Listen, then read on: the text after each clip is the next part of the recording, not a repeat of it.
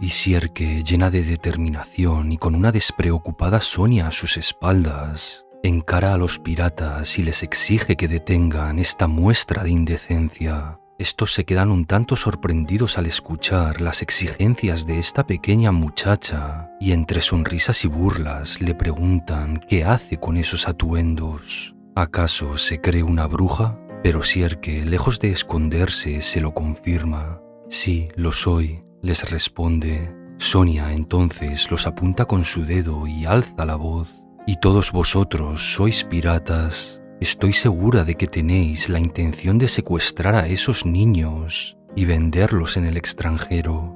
¿Acaso me equivoco? Pero estos, lejos de confirmar sus sospechas, afirma que de hecho se está equivocando. Ellos no son meros piratas, son legítimos comerciantes con autorización expresa del gobierno para dedicarse a la compraventa de esclavos. Les explican cómo en Brittany se están capturando y ejecutando a todos los Kushan, incluso aunque fueran esclavos, y estos pequeños son los hijos de todos aquellos que fueron condenados. Pero a pesar de toda esta crueldad del pueblo de Brittany, parece que se han visto incapaces de acabar con unos meros niños. No obstante, no pueden permitir que los hijos del invasor Kushan se queden en la ciudad y de manera hipócrita están utilizando sus servicios para hacer desaparecer a todos estos niños de la ciudad. Sonia se lleva las manos a la cabeza y suspirando al contemplar la bellaquería de estos hombres,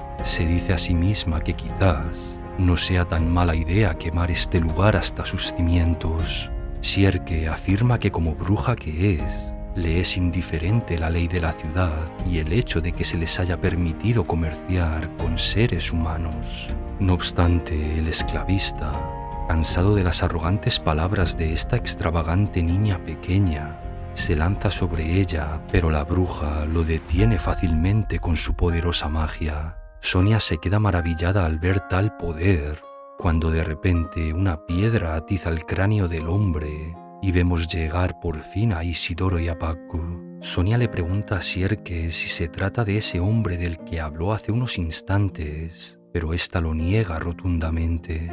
E Isidoro comienza a provocar a los piratas y les informa que él se encuentra con la niña champiñón que tienen rodeada. Comienza a producirse una escalada de tensión e Isidoro desenvaina su corta espada y realizando una espectacular finta le provoca un profundo corte en la pierna del pirata. El propio Isidoro se sorprende de su reacción y cómo ni siquiera pensó, simplemente se dejó llevar por su instinto. Pero entonces ve los rostros de esos temibles piratas que están comenzando a rodearlo y la realidad de la situación cae fulminantemente sobre él. No se trata de esas criaturas sobrenaturales contra las que ya está acostumbrado a enfrentarse. Se trata de una persona, y es la primera vez que realmente corta a una persona. Todos comienzan a desenvainar sus espadas, y cuando Sierke está a punto de utilizar su magia para acabar con ellos, Isidoro, a través de la transferencia del pensamiento, le ordena que pare. No debe utilizar su magia. Pero Sierke no comprende por qué no quiere que lo ayude y Sonia se lo explica. Isidoro está intentando protegerla, no quiere que revele su verdadera identidad en esta ciudad. Y Sierke se queda pasmada. ¿Acaso puede esta muchacha escuchar la transferencia de pensamiento? Isidoro se lanza entonces sobre los piratas y haciendo uso de su gran velocidad y agilidad, corta a unos cuantos de ellos. Y la sensible Sierke, viéndose completamente superada por toda esta escalada de violencia, se ve obligada a buscar refugio en Gatsu y lo llama a través de la transferencia de pensamiento. Los piratas rodean a Isidoro y le exigen que suelte su espada. Si acepta, aunque no saldrá ileso, lo dejarán con vida. Pero justo en ese momento aparece majestuosamente el joven Mule a lomos de su montura y se introduce en el círculo que rodeaba a Isidoro. Los piratas, sin saber cómo reaccionar, le preguntan de quién diantres se trata, pero Mule no se molesta en contestar. Mira a sus alrededores cuando finalmente percibe a Sonia y ésta, despreocupada y alegre, se limita a lanzarle un saludo. y al pobre Mule no le queda más opción que suspirar lleno de frustración. Sierke y Valera le preguntan a su nueva compañera si conoce a ese muchacho y haciendo referencia a esa alegoría que les había contado unos instantes atrás, le preguntan si acaso se trata del halcón. No, no se trata del halcón, les contesta. Podría decirse que es su guardián, o mejor dicho, el caballero pato. Y Mule, al ver que Sonia se encuentra bajo el control de estos piratas contra los que este muchacho estaba luchando, desenvaina su espada y comienza a cortar a todo aquel que se pone en su camino. Isidoro contempla cómo este muchacho cercano a su edad no muestra ningún tipo de duda cuando hace descender su espada sobre los demás y no puede evitar sentir una cierta frustración al compararse con él y percibir su propia insuficiencia. Se lanza lleno de decisión sobre los piratas cuando vemos cómo desde lo alto de una de las naves salta un hombre de aspecto demacrado y cae en el centro de la batalla. Ha aparecido finalmente el capitán. Comienza a acercarse a Mule y a Isidoro y mirándolos fijamente proclama lo mucho que detesta a los críos. Parece que será su responsabilidad enseñarles el funcionamiento de la sociedad adulta, se dice a sí mismo. Isidoro se prepara para el combate, pero Mule, mostrando una gran gallardía, lanza al temible pirata una estocada y comienza así un épico duelo entre los dos guerreros. El capitán se queda impresionado ante la perfecta técnica de Mule, propia de un aristócrata, y ante su evidente gran experiencia extraña para alguien de su edad.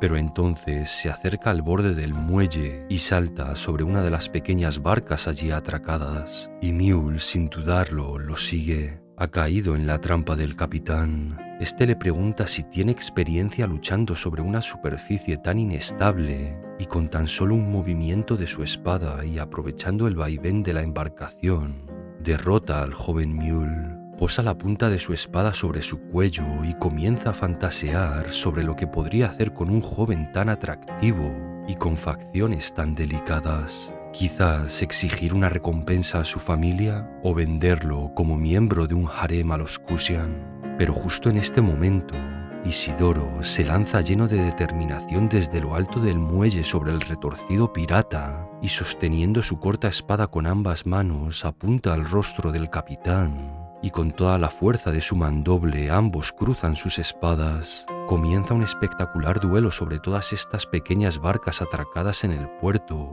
pero Isidoro, a diferencia de Mule, se desenvuelve a la perfección en este entorno tan inestable. Su gran rapidez y agilidad, unido a su particular forma de luchar, hace que pueda seguir sin problemas a su terrible adversario, dejándolo tan profundamente impresionado que éste le hace una proposición.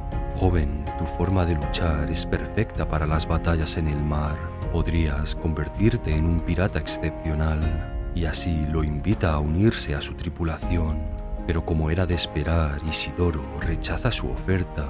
Y el viejo pirata, curtido en cientos de batallas, se lamenta y de su pata de palo revela un cuchillo y lanza al joven Isidoro un tajo mortal apuntando a su garganta. Tajo que está a punto de acabar con su vida. Y de este modo Isidoro cae derrotado y el capitán acerca su espada al cuello del joven. Así es como luchan los adultos.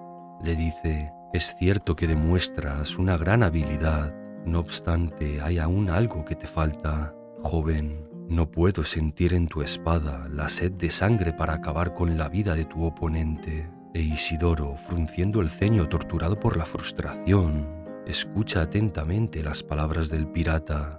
Este, ya cansado, ordena a sus esbirros que los aten a todos, y a Sierke no le queda más remedio que intervenir cuando Sonia le pide que pare. Parece que todo saldrá bien. Y entonces, repentinamente, surge un hombre de debajo de los pies del capitán, que se encontraba durmiendo en la barca y lanza por los aires tanto a Isidoro como al pirata. Muestra su imponente figura y contemplamos cómo nos recuerda a cierto personaje familiar. La misteriosa aparición alza la voz y se lamenta del atrevimiento de aquellos que se atreven a denigrar a un verdadero caballero. Observa sus alrededores y a pesar de su gran tamaño, aparece rápidamente sobre el muelle y alza una enorme lanza de hierro. Desconoce exactamente cuál es la situación, pero esta es la intuición de un verdadero caballero y la justicia está en su corazón. Y hablando para sí mismo afirma que este es el deber de un caballero, actuar cuando la situación lo requiera, sin necesidad de palabras. Y así se lanza sobre todos los piratas y sin mediar palabra con ninguno de ellos, comienza a provocar una auténtica carnicería con su poderosa vara de hierro. Mientras tanto, Isidoro consigue trepar hasta otra de las barcas y contemplamos al capitán pidiendo auxilio y afirmando que no sabe nadar, y el joven Isidoro aprovecha el momento y con uno de los remos de la barca lo hunde en el fondo del mar. Mule, Sonia, Sierke e Isidoro, ya todos por fin reunidos, utilizan este momento de confusión para salvar a todos los niños Kushan y huir de la ciudad. Y ya fuera de los muros de esta, el propio Mule no puede comprender cómo han podido atravesar sus muros sin que ningún guardia los parase al ver a todos estos niños Kushan que los acompañaban. Y Sonia y Sierke se miran la una a la otra con una sonrisa en su rostro. Es un secreto, le dicen. Isidoro entonces lanza repentinamente una espada al joven Mule y le pide que se la lleve.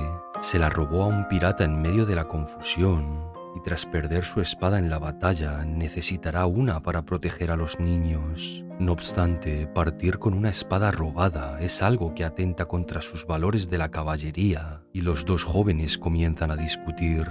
La acción regresa a Sierke y a Sonia cuando ésta lanza a la pequeña bruja una inesperada proposición. ¿Por qué no parte con ellos? Y Sierke, sin palabras, no sabe cómo reaccionar. Sonia le explica que el lugar al que pertenece es un sitio como ninguno que haya visto hasta ahora. Todo tipo de personas, desde nobles, campesinos, mercenarios, Kushan e incluso algunos que no son humanos. Puede que ella se sienta ahora alienada, sin un lugar al que pueda llamar hogar o al que pueda pertenecer, pero si parte con ella, su grupo le daría la bienvenida. Y Sierke, cabizbaja, piensa en toda esa violencia y crueldad que ha experimentado desde que llegase a Britannis y ella misma no sabe muy bien qué responder.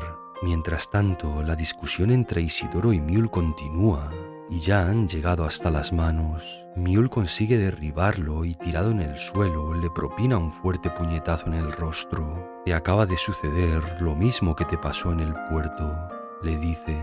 Tienes miedo de ser el que acabe con la vida de tu enemigo, y eso no es nada más que arrogancia. Una batalla no es un lugar dulce en el que uno pueda permitirse tal actitud. Y entonces Mule profiere las que quizás sean las palabras que más puedan herir al joven Isidoro. Mule proclama que no puede llamarse a sí mismo espadachín, y mientras la acalorada discusión entre estos dos prosigue, vemos como Sierke mira hacia las puertas de la ciudad y ve una silueta negra. Allí se encuentra Gatsu y ha estado a su lado desde el momento en el que se encontraban luchando contra los piratas. Hubiera sido fácil para él acabar con todos ellos, pero cruzado de brazos se limitó simplemente a observar el conflicto. ¿Por qué no intervino? Para que Isidoro y Sierke crecieran y se superasen a sí mismos, y podemos sentir el increíble cambio y crecimiento del espadachín negro, preocupándose no solo de manera individual por cada uno de los miembros de su grupo,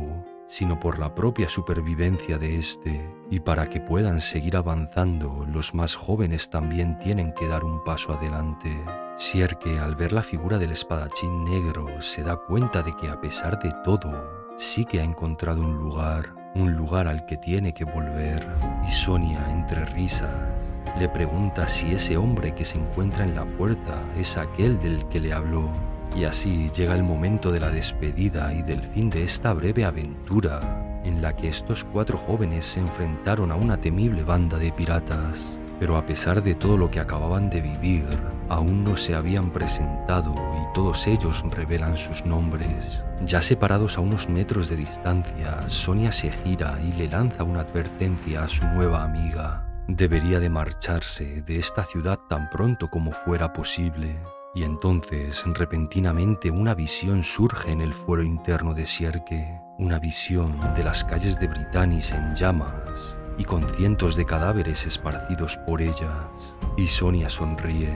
Sierke e Isidoro regresan de nuevo al interior de la ciudad y la pequeña bruja, ruborizada, agradece a Isidoro todo lo que ha hecho cuando observa a Gatsu ya a lo lejos entre el gentío, y ella misma parece comprender cómo siempre estuvo a su lado observándolos.